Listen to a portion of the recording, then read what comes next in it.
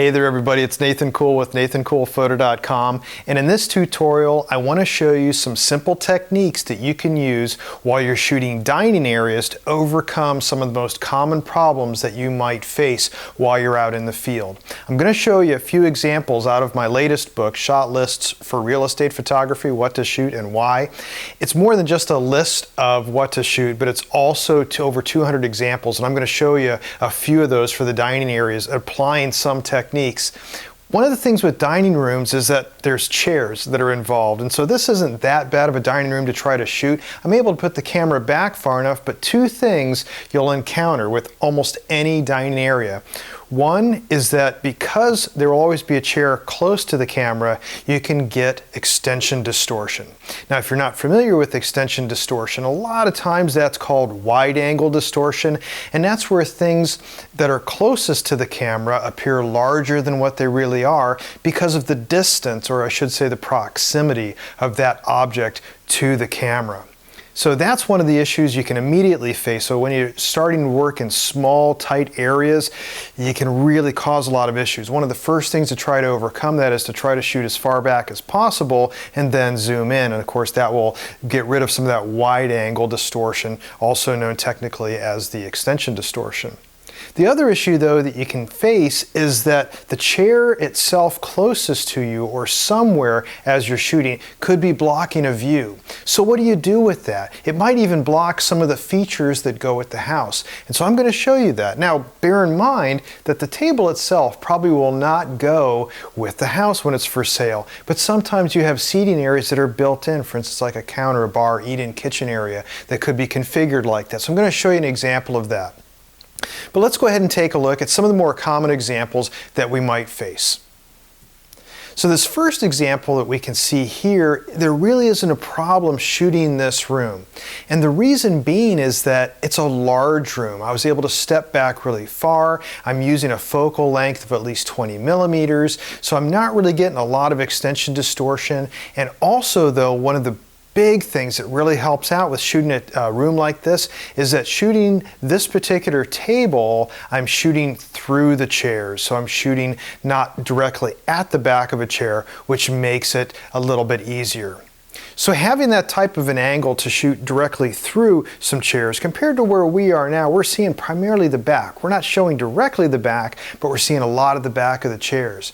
If we were to angle the camera more this way, then we'd be able to shoot through the chairs, but that isn't always possible. And in the room we are in now, that's not quite possible because you might not be able to see it here. There's a wall directly over to this side, the same equidistance as what it is over here on this wall from the table. So it's a tight area to try to get shooting from that angle. It really wouldn't work. So anyways, that would be the best case scenario. Large dining area, no big deal. You can shoot whatever you want to and not worry about extension distortion or anything blocking the view. But now let's take a look at a little bit more of a problematic dining area. Now, as we can see here, this dining area is very large, but we're starting to get a lot of extension distortion on the chair at the head of the table. And this is the most problematic chair you'll always encounter, usually when shooting dining areas. Now, the room itself looks fairly good. I'm able to shoot through the chairs fairly well, but this chair at the head of the table really starts making this picture look a little distorted. It's starting to look like it really is a wide angle shot, somewhat of a deceptive shot, causing some of that size deception that I talk about throughout the other books. So this is a little bit of a problem. So an easy way to overcome this, I could possibly remove the chair, but I could maybe turn it, but an easy way is to take another angle entirely. So take a look at this next composition.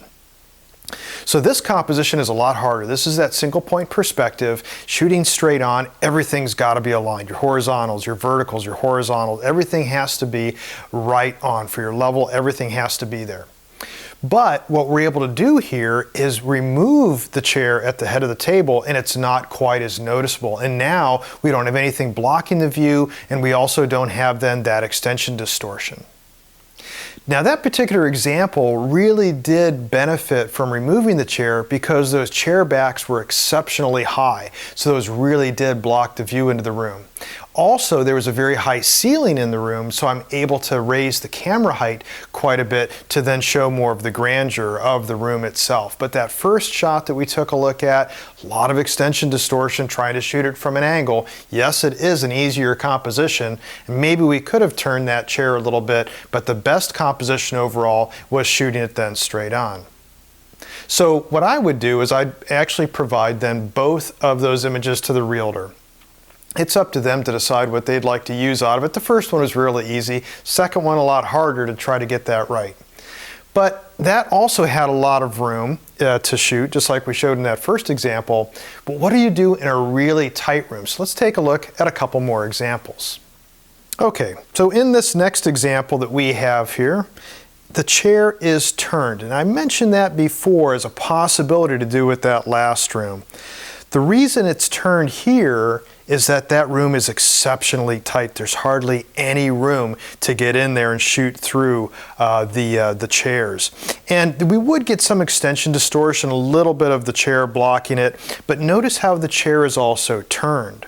The chair is turned away from the camera and also away from the room, thus giving an inviting entrance to the room. If the chair had been turned the other way, it would look as though it's blocking the entrance coming to that room for what would be off camera. We can see that the entrance to the room is blocked on the left, camera left, because there's a wall there.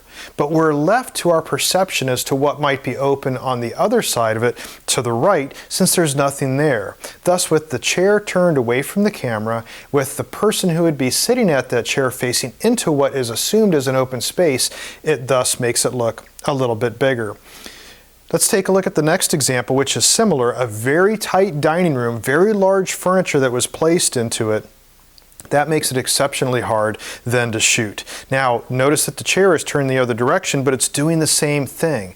Once again, it's turning away from the camera, and it's assuming that the person who is sitting there would be facing a perceived open area that would be off camera. We know there's no open area behind the table, the way that the chair back is turned toward that wall. But having it then open the other direction leaves a perception of possibly some bigger space.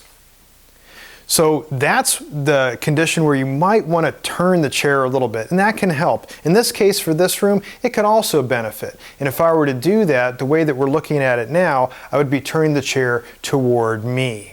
So that would perceive that there's an open area on the other side because you can't necessarily see that wall. But that's the trick to turning the chair. Make sure that you turn it away from the camera and having it so that the person who could be sitting there is perceived to be looking out into an open area. Pictures tell a story. And this is one of those situations where you might not think it's like, oh, I'm just shooting a dining room. But there's actually psychology that every viewer sees in every photo that you'll ever take, including those for real estate. Let's take a look at one other example here on when you might want to turn chairs.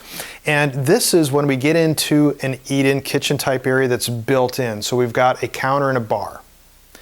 In this particular example, you can see that the chairs are blocking the view of that bar. Now that is a bar that will obviously stay with the house. It's not like a dining room table that will be leaving with the people who sell the house.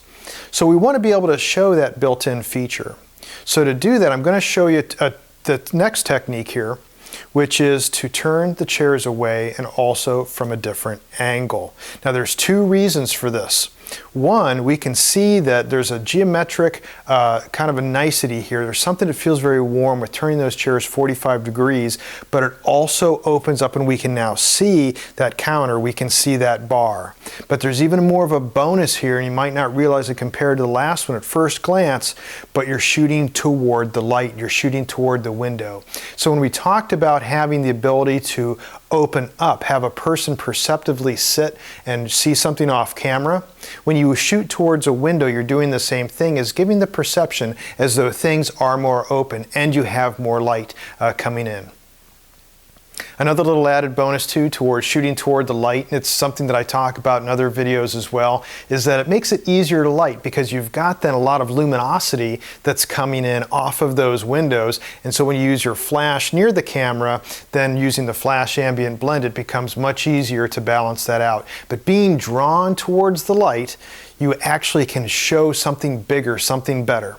So recapping on what this is, if you have extension distortion and you're not able to shoot through the furniture, if the chair back that's facing the camera is starting to distort or it's starting to block the view, you can consider removing that entirely, keeping the same composition, or using that composition shooting straight on. Another technique then for smaller areas is to turn that chair, and you turn it once again away from the camera and give the perception that whoever would sit there would be viewing into an open area, and that would be the entry toward this dining area. And then of course when you're up against the built-in areas, talking about bars and counters, then having the chairs angled a little bit can work to your advantage in many cases unless there's something you do want to hide. And also the benefit, if you can shoot towards the windows, you'll have a little bit better lighting and composition.